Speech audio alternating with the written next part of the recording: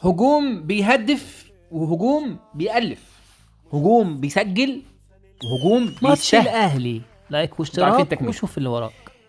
الاهلي ضامن الماتش لحد الدقيقه 70. علي معلول مضيع ضربه جزاء. انت احسن في كل حاجه، لكن ايه اللي فارق؟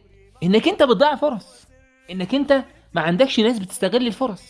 نفس اللي حصل في ماتش ريال مدريد، نفس اللي بيحصل في كل ماتشات النادي الاهلي.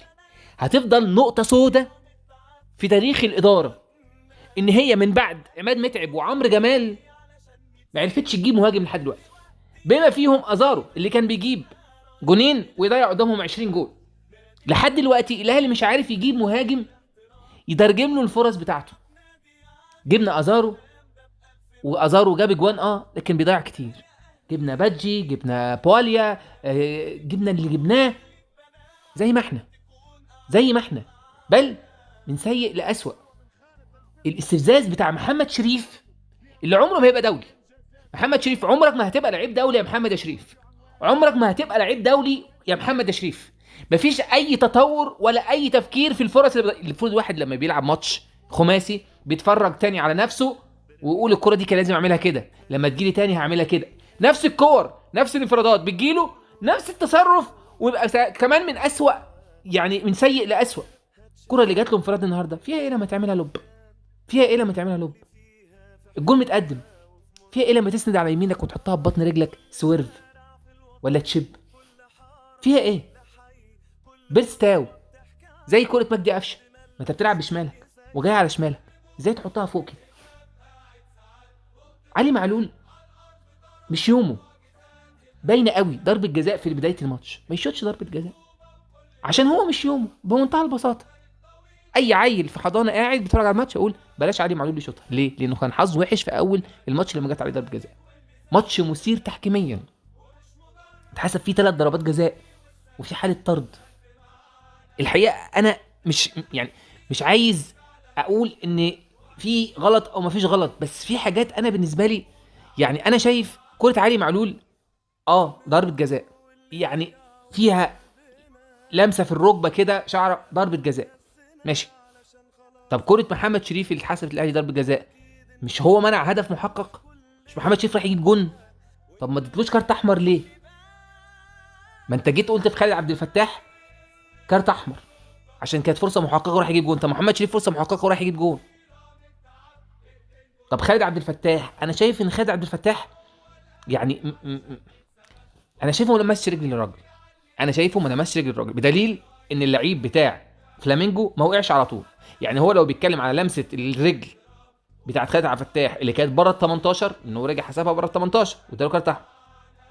لو اللمسه دي توقع اللعيب يقع بعدها على طول، لكن اللعيب جري شويه وراح واقع. لما خالد وقع بايديه فاللعيب راح قال لك اوقع نفسي.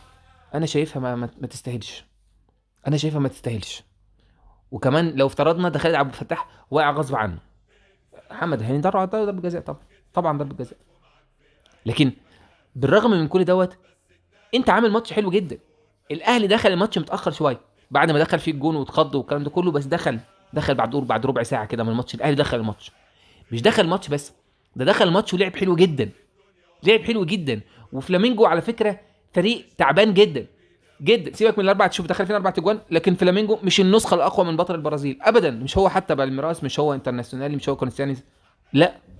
الاهلي اذا كان قابل فلامينجو في دور قبل النهائي مكان ريال مدريد كان الاهلي هيلعبوا النهائي. يعني الاهلي لو قابل فلامينجو في قبل النهائي كان وصل للنهائي الاهلي، زي ما الهلال كده وصل للنهائي، لان فلامينجو فريق على قده. فلامينجو فريق تعبان، ده تعبان دفاعيا، دفاعيا تعبان جدا. لما بيتضغط عليه كمان بيغلط غلطات شنيعه. الاهلي كان بيلعب عليه في الشوط الاول حلو جدا جدا جدا وضغط رهيب. الشوط الثاني الاهلي نزل وضغط رهيب اكتر من الشوط الاولاني، لدرجه ان تحس الاهلي هو الفريق البرازيلي، تحس ان احمد عبد القادر ده هو البرازيلي. شوف الجون اللي جابه احمد عبد القادر، جون رائع، جون رائع. وقلنا ان الجون دوت بعد ما جه يعني في قوه شخصيه عند لعيبه الاهلي ان هي تضيع ضربه جزاء وتجيب جون كمان. طب كان لازم يحصل ايه بعد الجون؟ كان لازم محمد شريف يجيب الجون الثالث قبل ما يطلع، كان لازم يجيب الجون الثالث اللي ضيعه دوت، كان لازم بيرسي تاوي يجيب الجون الرابع اللي ضيعه. ده اللي كان لازم يحصل. كان لازم كولر يتدخل ويبدا بعد ما دخل فينا الجون الثاني ان هو شايف ان طاهر عامل مجهود بدني لكن مش موافق. يمكن هو متسبب في الجون الثاني ولا حاجه بالضغط القوي اللي عامله، بس شحات وعامل ماتش ريال مدريد حلو، كان الشحات ينزل. بيرسي تاو وشريف الاثنين كانوا وحشين. ما اعرفش كهربا عنده اصابه ولا ما عندوش اصابه، بس لو هو كان موجود على الدكه اكيد يعني كان ممكن يستخدمه، لكن كان لازم على الاقل شيل بيرسي ونزل قفشه. شيل بيرسي ونزل قفشه، يبقى حسين عبد القادر قفشه. او كنت تنزل تلعب بثلاثه مدافعين مثلا، نزل متولي يلعب ليبرو، او تلعب بثلاثه وسط ملعب، ديانج ومروان عطيه وحمدي فتحي. انت بتلعب ماتش قبل نهائي، بتلعب ماتش على مركز ثالث ورابع، عايز برونزيه. الحقيقه انا كنت مخضوض من الاول من بدايه خالد عبد الفتاح ومروان عطيه، قلت مش هيبقوا قد الماتش، لكن الحقيقه طلعوا قد الماتش. الحقيقه مروان عطيه لعب حلو. الحقيقه خالد عبد الفتاح هو جايب الثقه دي منين؟ انا عاوز اعرف خالد عبد الفتاح جايب، سيبك من هو اتطرد ماشي غلطه فظيعه، بس قبلها كان بيلعب ثقه كبيره جدا، كان عامل ماتش حلو وبيرقص وبيعدي وبيطلع لقدام. فمش ده اللي ضيعنا صراحه، ومش ياسر ابراهيم اللي ضيعنا. احنا اللي ضيعنا هجومنا، اللي عملوا هجومنا، واللي ضيعنا ديانج لتاني مباراه على التوالي يغلط نفس الغلطه ويرجع الكوره بالطريقه ديت. ما بيتعلمش من غلطه. ماشي ديانج جميل وعالمي وزي الفل مش بنقطع في لعبتنا، بس انا بتكلم على حاله. حتى علي معلول مش هننسى له كل اللي عمله، ولا ديانج ننسى له كل اللي عمله، بس بنتكلم على حاله. شناوي مش هننسى له كل اللي عمله، لكن بنتكلم على حاله. الجون التاني اللي دخل فينا ده، ليه يا شناوي طالع كده؟ ليه طالع كده؟ يا تطلع وصح يا ما تطلعش، يا تطلع صح يا ما تطلعش. لكن جون قاتل. الاهلي لو كان دقيقه 90 جت وهو فضل متقدم 2-1 كان ممكن يخلص الماتش عادي. مش معقول كل ماتش هنقعد نقول اصل لو ما دخلش فينا الجونين، كان هيبقى الماتش طلع 2-2، كان الماتش هيطلع 3-2، كان الماتش هيطلع بدل 4-1 2-1 بتاع ريال مدريد. مش معقول نقول كده. فين التركيز في الدقيقه الاخيره؟ فين التركيز بتاع الاهلي في الدقيقه الاخيره؟ التركيز بيروح فين؟ وبعدين ايه يعني لما تلعب ناقص منك واحد؟ ايه يعني ناقص منك واحد وانت متقدم 2-1؟ ايه يعني ارجع دافع ورص الناس صح. لكن انت الكره اللي دخلت فيك دي رصه، ده حارس مرمى يطلع بالبوكس كده، ده دفاع يقع كده. طب لما حارس مرمى طلع مين اللي راح مغطيه في الجون؟ ليه بطوله سهله زي كده كنت تقدر تاخد فيها مركز ثالث تضيعها؟ وليه تخلي الدنيا تتقلب عليك؟ انت كنت رايح يعني واد في السماء وغالب الزمالك شوف بقى كل البرامج هتعمل فيك ايه دلوقتي، شوف كل الناس هتعمل فيك ايه دلوقتي، شوف التشكيك هيبقى فيك عامل ازاي دلوقتي، شوف الكلام على كولر هيبقى عامل ازاي دلوقتي، شوف الكلام على اللعيبه هتبقى عامله ازاي دلوقتي، شوف الاهلي لو بدا في دوري ابطال افريقيا وحش والماتش صعب قدام الهلال السوداني في ارضه، الاهلي هيحصل له هزه. طب ليه تعمل في نفسك الهزه دي وانت كنت ماشي كويس؟ ليه؟ نيجي بقى للمهم. خلاص احنا كده حصل اللي حصل فينا في كاس العالم، افريقيا والدوري. اي هزه الاهلي في افريقيا والدوري هتكر بقى. نفس اللي حصل مع بيتسو موسيماني، بس بيتسو موسيماني كان راجع بمركز ثالث كمان. طب بلاش، انا عايز اعرف. وبرضو الاداره بتعمل حاجات كويسه وفي حاجات اكيد ليها اخطاء، واحنا بنتكلم على مواقف، ما بنتكلمش على اشخاص. انت بقى دلوقتي كاداره مرتاح، ضميرك مرتاح، قاعد كويس مبسوط، وانت شايف ان الراجل طلب منك مهاجم فانت ما جبتلوش مهاجم، وانت شايف ان انت سوارش بعد ما مشيت وقلت هجيب صفقات جبت صفقات حلوه. فين بقى المهاجم؟ فين المهاجم؟ فين الجناح؟ فين 2 جناحات ومهاجم؟ فين صفقات الاجانب الحلوه؟ انت كده راضي عن نفسك؟ ده فريق يلعب دوري ابطال افريقيا. انا مش هتكلم على السوبر الافريقي عشان هتبدا في 8 فممكن نلحق نجيب صفقه او صفقتين ولا اي حاجه، لكن دوري ابطال افريقيا انت شايف ده فريق في دوري ابطال افريقيا وحتى دوري عام، ده فريق عنده مهاجم يخلص له. اي حد منصف هقول الاهلي لعب ماتش حلو، اي حد منصف هيقول الاهلي لعب ماتش ريال مدريد حلو، واي حد منصف هيقول الاهلي ما عندوش مهاجم يخلص، هيقول الاهلي بيقضي على نفسه بنفسه بحاجتين: بسذاجه دفاعيه كره ديانج دي سذاجه دفاعيه، كره الشناوي دي سذاجه دفاعيه،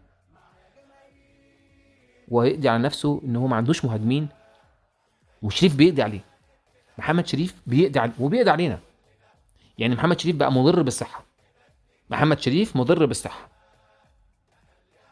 انا بتكلم على لعيب كوره شغلته الكوره، محترف، يعمل ايه؟ يتفرج على نفسه وما يكررش الغلطه.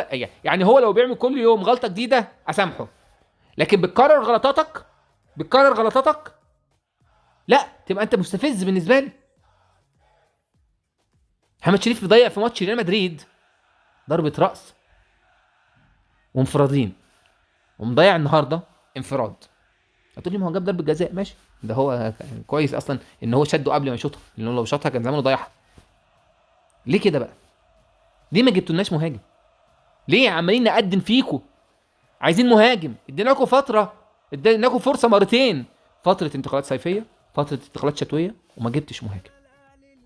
وانت اساسا قبلها ما كانش عندك مهاجم بسنه، والسنه اللي قبلها ما كانش عندك مهاجم، والسنه اللي قبلها ما كانش عندك. وهفضل امشي كده كده لحد ما اوصل ان اخر مهاجم عند الاهلي اقدر اقول عليه مهاجم هو كان عمرو جمال لما كان لسه طالع من الناشئين، وكان معاه كمان عماد متعب، وكان موجود ايفونا، وكان موجود جون انطوي.